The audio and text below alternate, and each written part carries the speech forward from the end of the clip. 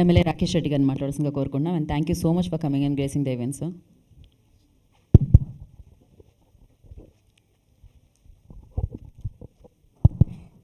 ఈరోజు ఈ సాయంత్రం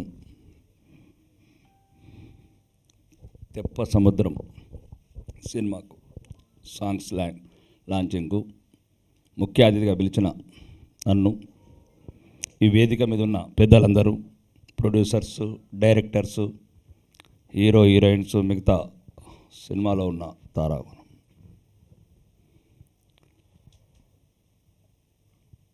ఈ సినిమా సమావేశాలకు నేను మొన్న ఫస్ట్ టైం వచ్చాను.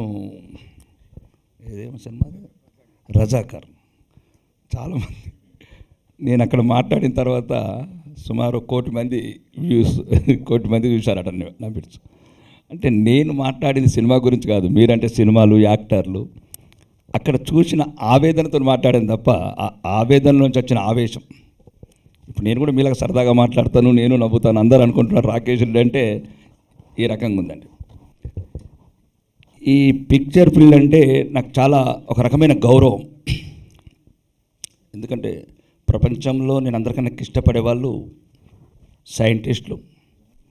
సైంటిస్టుల తర్వాత క్రియేటర్స్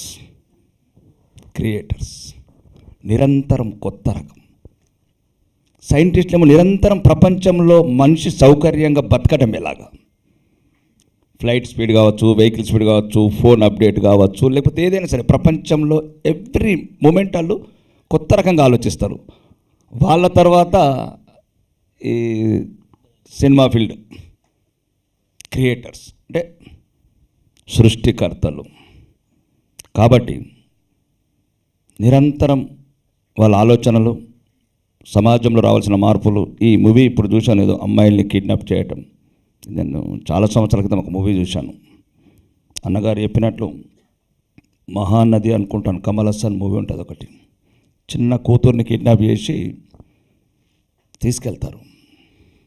కమల్ హాసన్ వెతికి చివరికి కలకత్తా రెడ్ లైట్ ఏరియాలో ఉంటుంది కూతురు, చిన్న కూతురు, 14 సంవత్సరాల ఆ కూతురు. ఆ టైం అంటే ఒక కూతురు సుమారు 13 లక్షల మంది తప్పిపోయింది మన దగ్గర. ఇది ఎవరు దృష్టి సారించని సబ్జెక్ట్. ఎవరికి పుట్టిన బిడ్డనా, ఎవరి బిడ్డనా, కానీ ఎవరికో ఒకరికైతే పుట్టింది ఆ బిడ్డ. ఎవరో ఒకరు కిడ్నాప్ చేశాడు. ఎక్కడో ప్రపంచంలో ఉన్న ఏదో ఒక రెడ్ లైట్ ఏరియాలో అమ్మేస్తున్నారు, లేదు వాళ్ళ శరీరంలో ఉన్న పార్ట్స్ అమ్మేస్తున్నారు. కాబట్టి ఒక మంచి సబ్జెక్టు చూజ్ చేసుకున్న ఈ దర్శక నిర్మాతలకు ఇది, ఎందుకంటే ఎంతోమంది కనువిప్పు కావాలి. ప్రభుత్వాలకు కావచ్చు, ప్రభుత్వ అధికారులకు కావచ్చు, ప్రభుత్వంలో ఉన్న సిస్టమ్స్కు. తన పిల్లలు తప్పిపోతేనే సమాజంలో తప్పిపోయినట్లు కాకుండా ఎవరి పిల్లలు తప్పిపోయినా ఇట్లాంటి సంఘటనలు జరిగినప్పుడు దానికి స్పందించి ఆ పిల్లల్ని మళ్ళీ వెతికి తీసుకొచ్చి ఇచ్చే బాధ్యత ప్రభుత్వాల మీద, ప్రభుత్వ ఏజెన్సీల మీద ఉంటుంది. ముఖ్యంగా దీనికి రావటం ముఖ్య కారణం కూడా రాఘవేందర్. ఇలాంటి మధ్యతరగతి చూడండి, ఆ మధ్యతరగతి వాళ్ళ మంచి కోరుకునే మనుషులు ఎలా ఉంటారు. స్పెషల్ ఫ్లైట్లు వచ్చే హీరోలు లేరు, కోట్ల కొద్ది రెమ్యునరేషన్ తీసుకుంటే హీరోయిన్లు లేరు, స్పెషల్ చార్టెడ్ ఫ్లైట్ కొనుక్కున్న హీరోలు లేరు. అంటే వాళ్ళకి జరుగుతుంది.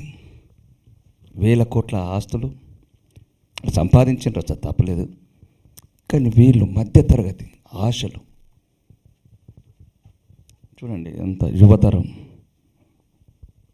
ఉపాధి, ఒక్క పిక్చర్ హిట్ అయితే వేలాది మందికి ఉపాధి, లక్షలాది మందికి ఊపిరి. ఎందుకంటే కళలు కంటారు. మళ్ళీ తెప్ప సముద్రం హిట్ అయిందంటే కృష్ణానగర్లో ఉన్న రైటర్కు మళ్ళీ పెన్ను ముందుకెళ్తుంది. లేకపోతే ఆ బాబు వచ్చిండు, ఈ బాబు వచ్చిండు, ఆ బాబులు వస్తే మేము రాము. మాకు మా బాబులు రావాలి, మధ్యతరగతి బాబులు రావాలి, ఈ కష్టపడే బాబులు రావాలి. అంటే నేను ఎందుకు చెప్తున్నానంటే ఈ పిక్చర్ ఎందుకు ఆడాలి,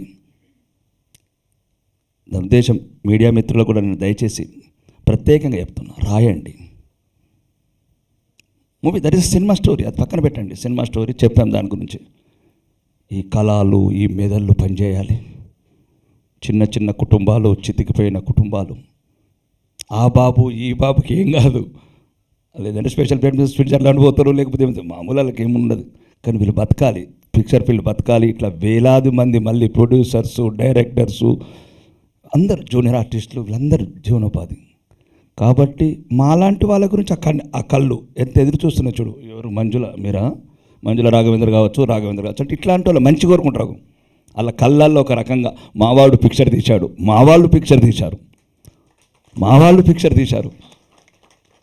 వాళ్ళకి 50 ఏళ్ళ నుంచి అలా తండ్రులు తాతలు తీస్తూనే ఉన్నారు వాళ్ళకి, ఆ బాబులకు. కాబట్టి దయచేసి మీడియా మిత్రులు కూడా మీ కళలు, మీ గళాలు ఇట్లాంటి కష్టపడే వాళ్లకు, క్రియేటర్స్కు కొత్త ఊపిరిపోయాలి. ఈ సమాజం కూడా దయచేసి ప్రేక్షకులు కూడా ఆలోచించాలి, ఇట్లాంటి వాళ్ళకి ఎందుకు ప్రోత్సాహం ఇవ్వాలి. నేనైతే సినిమా బాగుంటుంది. ఇప్పుడే యాంకర్ గారు అన్నారు ఫస్ట్ సాంగ్ లాంచ్ చేసింది ఎలా ఉంది సార్ అని చెప్తే బాగుంది. నాకు కూడా డ్యాన్స్ చేయాలనిపించింది. అంటే ఇప్పుడు మేము కొన్నిసార్లు చేయరాదు, ఇప్పుడు ముందైతే 20 ఏళ్ళ ముందైతే మేము కూడా చేసేవాళ్ళం బాగానే. కాబట్టి ఏంటంటే పిక్చర్ కూడా చాలా బాగుంది. కథనం కావచ్చు, ఫోటోగ్రఫీ కావచ్చు, ఈ హీరోయిన్స్ యాక్టింగ్ కావచ్చు, చాలా బాగుంది. ముఖ్యంగా నేను చెప్పినైతే అర్థం చేసుకోండి. మిగతా మీడియా మిత్రులకు ప్రత్యేకంగా చెప్పడానికి, ఈ మూవీ ఆడియో లాంచ్కి రావడానికి మా అన్న కూడా కారణం. పోరాట వీరుడు 5 సార్లు ఎమ్మెల్యేగా పోటీ చేశాడు. చివరికి అందుకుంటుండు కింద పడుతుండు. ఎట్లయితే పిక్చర్ ఫీల్డ్లో ఎట్టున్నదో మా అన్న. అంటే నేను సుమారు 200 కిలోమీటర్ల నుంచి వచ్చాను పిలవగానే. ఇంక 28 మీటింగులు ఉన్నాయి. అంటే స్ఫూర్తి, మాకు పోరాటానికి స్ఫూర్తి. జీవితం అంటేనే పోరాటం. మీ పిక్చర్ ఫీల్డ్ కావచ్చు, రాజకీయ ఫీల్డ్ కావచ్చు, బిజినెస్ ఫీల్డ్ కావచ్చు, ఆ పోరాట స్ఫూర్తిని మీరు కూడా తీసుకొని ఇంత ఏ రంగాలకు చెందిన వాళ్ళు వచ్చినా అందరూ కూడా ఈ స్ఫూర్తి, ఈ కష్టపడి వాళ్ళని ప్రోత్సహించాలని ఇక్కడున్న ఈ వేదిక ద్వారా ప్రపంచంలో ఉన్న తెలుగు ప్రేక్షకులందరికీ ఈ తెప్ప సముద్రం అనే ఒక మంచి మూవీని మీ అందరూ మంచి మనసుతో, ఒక మంచి హృదయంతో ఈ మూవీని చూసి ఆశీర్వదించి ఒక కోట్ల అంటే మళ్ళీ ఒక 3-4 మూవీస్ తీయడానికి రాఘవేందర్ గారికి ప్రోత్సాహం ఇవ్వాలని.